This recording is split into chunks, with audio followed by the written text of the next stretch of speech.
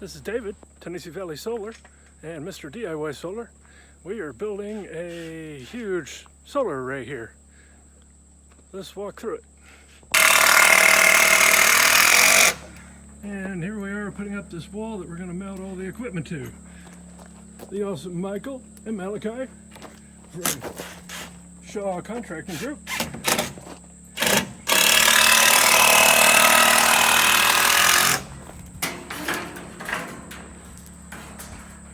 We're going to put the sheet metal up,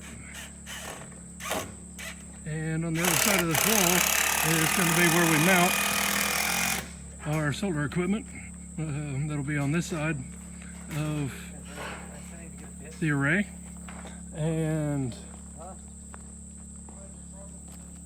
the other end of the, well, we're going to tie into the wire that's buried in this trench, and the other end of the wire is going to go into the basement of the cabin, and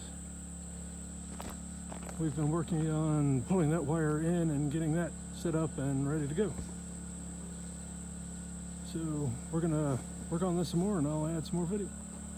And here is the state that I am going to be leaving things off for this weekend on the build of my large solar array here. I'm going to walk through and show off a little bit of this.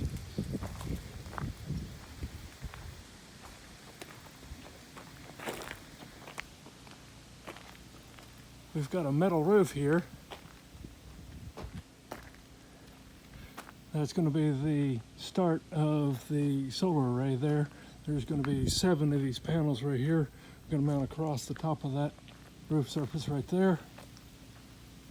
And then the wires for those are going to come down and connect into the wires that go down into this conduit here. I have a temporary solar system set up here. I'm going to talk a little bit more about that in a little bit, but all the wires that connect into this for the lights and the cameras and everything, all of that's going to stay. When I go to the big system, I'll just pull out the small charge controller and the stuff for this solar system and connect the DC electronics up to the wires that are coming out of the ground down there. I've run low voltage wires all up the wall through these pallets that we use to make the wall, and that goes for the spotlights and the cameras that we have. Got several cameras mounted to help keep an eye on things. They connect into these 12 volt to USB 5 volt adapters that are pulling 12 volts over this wire. The 24 volt batteries are stepped down to 12 volt through this box here, and that enables me to power the cameras and the spotlights through this 24 volt system. I've got wires that run through along the roof and connect into spotlights here, as well as on the front of the shipping containers. Talk more about that here in a minute. I'm going to attach some video that I shot last night with everything lit up with those lights there. Those wires also go up and power LED strip lights that are mounted underneath the band board there on the front and back, and that's doing a great job of running those lights there. And then there's some wire that goes up the wall and over and into the shipping container here, and I've got some lights mounted in the shipping container that help light this up. This is like my shop in here, and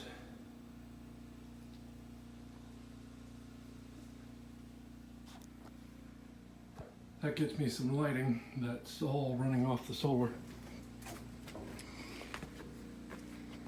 This panel unfortunately is somewhat shaded in the later afternoon, but I could only fit 3 panels on that wall right there, and so the 4th panel had to go over here. And so, but that's temporary. As soon as we get the big solar system set up, I'm going to go pull all this out, and then everything will be just running off the big system. I've got some big stuff mounted in the basement over here for the big system, and I'm going to go talk about that. And this is a shot of our storage area at night. I've got these spotlights mounted, 2 on the container and 1 over on the fence over there. And they do a pretty good job of lighting this area up. They're currently running off of my 24-volt batteries that are set up in the shipping container. And these LED strip lights that are mounted on the side, the underside of the front and back of the lean-to, do a pretty good job of lighting that area up. And all of this is currently running off of my temporary solar system here.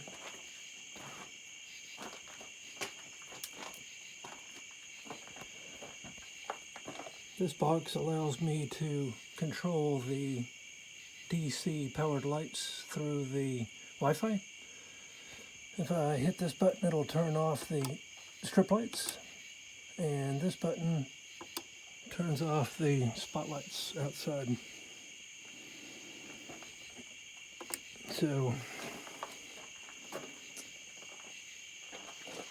next I have to move the solar panels and get them set up on the other side of the wall here, and we'll have power out here again, and then we'll just have to get this wire run, and we're going to mount all that here on the wall, and then all the stuff that's being powered by the small solar system will be transitioned over to being powered by power that's going to be flowing through those wires right there. Okay, I will add some more video here shortly. And here I am in the basement. This is the breaker box that I've had in here running all the AC power for the cabin. And this is a backing board that I just mounted. I have mounted a transformer that's going to be producing the split phase, and that's going to be connected to this breaker box. And right here next to it, I'm going to mount a large Growatt Charge Controller inverter that is going to be connected to this wire that I've stuck up there, and that's going to be pulling in the power from those solar panels.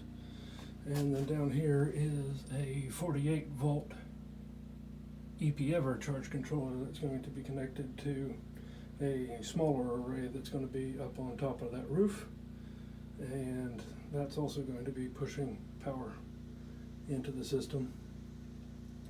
And so the whole house should be able to run off the 5,000 watt inverter that's going to be mounted here, and the extra charge controller will be bringing a little extra power to help keep the batteries charged, especially if I'm pulling all the way up to that 5,000 watts.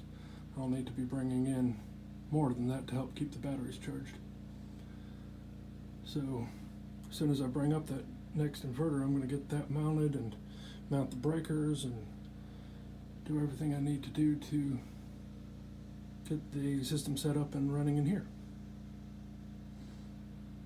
So hopefully that'll be in the next week or two that I'll be able to get that done. So check back soon and I'll have some more updates. Thanks for watching.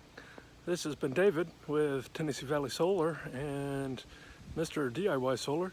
Hopefully this is useful, and I will continue to post updates as we continue to grow the system here that I've been working on. This will be around 8,000 watts when all of this is up and running, so it's going to be a good sized system covering the roof that's there, as well as what's going to extend over the shipping containers. So like and subscribe and follow me for more updates. Thanks much.